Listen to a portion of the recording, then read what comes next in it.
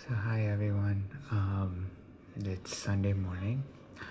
but of course this is for Saturday's video. It just so happens that yesterday nothing really happened, so ended up pretty much staying at home, or at least staying in the hotel for majority of the time, and as a result, nothing to show for it. But that being said, one thing that I did want to talk about was the fact that over here their portion sizes are very very big, and that is something that did give me a little bit of a shock, considering how much food is being wasted just as a result of us thinking, oh yeah, we'll order this, and it just ends up being a little too big. And despite us not being like that at home, I mean, we generally tend to make food or even order food that you know fits like the size of our tummies and whatnot. It did you know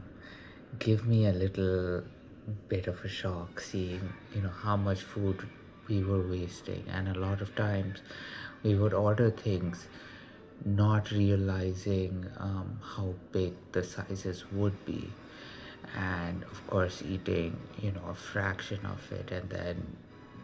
pretty much throwing away majority of it. So I did want to make that point for yesterday or Saturday's video, um, because as maybe I haven't shared this, but I happen to be an environmental engineer. So majority of my at least my education revolved around waste management, waste treatment, and just seeing the level of waste that we are creating over here did end up sending shockwaves through my body, and not in the physical way where you know that has happened, but of course speaking on the side of uh,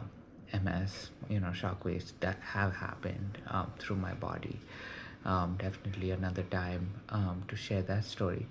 But with that being said, I mean, one thing that I think going forward, at least I will try to do is try not to um, get something that you know um, unless it's needed, because it just so happens that majority of the food gets thrown away, and this just comes in as a result of us not being able to consume everything that we've bought, right? As it is, despite a lot of calls for shrinkflation and all of these things happening, despite that, everything is still on the larger side. And